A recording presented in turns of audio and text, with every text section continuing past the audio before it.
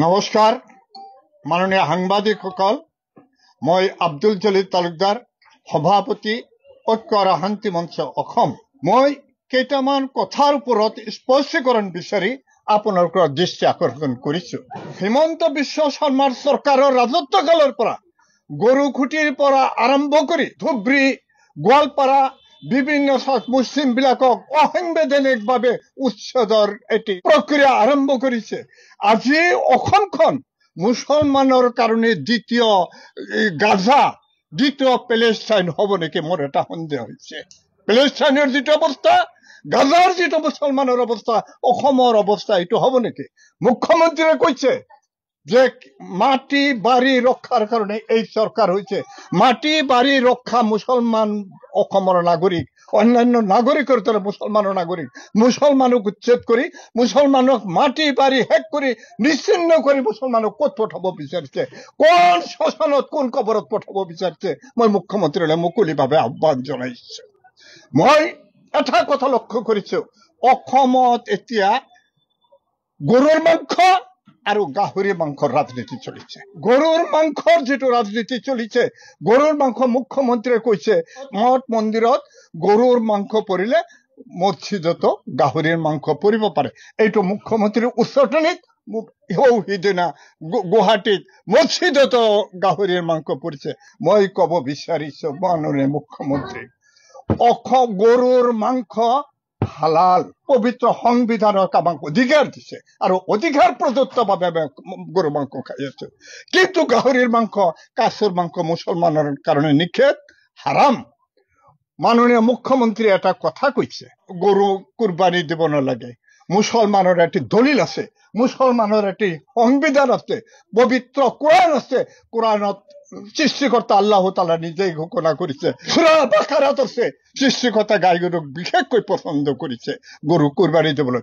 এতিয়া ইছলামটো আহিছে কোৰাণৰ পৰা, ইছলামটো আহিছে হযৰত মুহাম্মদ সাল্লাল্লাহু আলাইহি ওয়াসাল্লামৰ পৰা।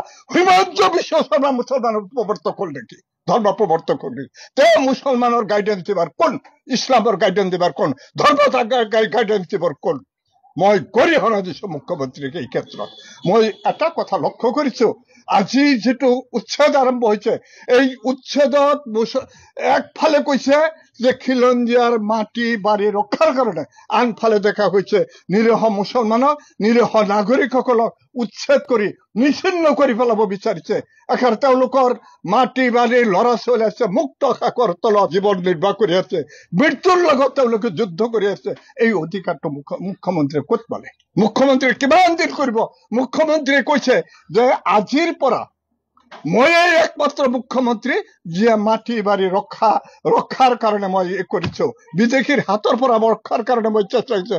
মুখ্যমন্ত্ৰীৰ পিঠিত এটা কলা দাগ পৰিব যে যিমান বিলাক মুখ্যমন্ত্ৰী হৈছে, সকলো মুখ্যমন্ত্ৰীতকৈ এই মুখ্যমন্ত্ৰীৰ পিঠিত এটা কলা দাগ থাকি যাব। সাম্প্ৰদায়িক বুলি, ঠেক মনোবৃত্তিৰ বুলি আৰু সংবিধান বিৰোধী বুলি এটা কলা দাগ পৰি যাব। মুখ্যমন্ত্ৰী মনত ৰখা উচিত। কিছুমান আমাৰ চামচল হৈছে, কিছুমান সংগঠন আছে, কিছু সংখ্যক আপোনাৰ সাংবাদিক আছে, তেওঁলোকে উচতনি দি আছে। তেওঁলোকে খিলঞ্জীয়া বুলি চিঞৰি আছে। খিলঞ্জীয়া কোন? খিলঞ্জীয়াৰ ডিফিনিশ্যন কি? খিলঞ্জীয়াৰ সংজ্ঞা কি? আগতে নিৰ্ধাৰণ কৰক, মুখ্যমন্ত্ৰীৰ আগে ঘোষণা কৰক, চৰকাৰ আগে ঘোষণা কৰক। আমি খিলঞ্জীয়া, মুছলমানসকলে খিলঞ্জীয়া। মুছলমানসকলে বৰ্তমান অসমীয়া ভাষা যদি ৰক্ষা কৰি আছে, মুছলমানসকলে ৰক্ষা কৰি আছে। মাটি বিত্ত সম্পত্তিৰ যদি স্বচ্ছবলা কৰিছে, মুছলমানসকলে কৰি আছে। মুছলমানক বাদ দি 34% মুছলমান অসমত আছে। মুছলমানক বাদ দি কেতিয়াও অসমখন উজ্জ্বলৰ তালিকাত নপৰে। মুছলমান যেতিয়া বাদ পৰিব, এনেদৰে অসমখন অন্ধকাৰৰ গহ্বৰলৈ ঠেলি যাব। মুখ্যমন্ত্ৰীক মই সাৱধান কৰি দিছো, অসমখন ধ্বংস নকৰিব। অসমখন শংকৰ আজানৰ দেশ বুলি পৰিচিত, ইয়াতে আঘাত নকৰিব। আজি এটা কথা মই লক্ষ্য কৰিছো, ৰকিবুল হুছেইন আমাৰ MP আৰু আব্দুৰ ৰশিদ আলম ধুবুৰী গোৱালপাৰাৰ MLA, এই নপচা ফুকন দুটাই কৈছে 50জন মুখ্যমন্ত্ৰী হলেও বিলাসীৰ পৰা উচ্ছেদ কৰিব নোৱাৰে, গোৱালপাৰা উচ্ছেদ কৰিব। উচ্ছেদ হল সেই মেকুৰী, জিকা মেকুৰী দুটা ক'ত আছিলে?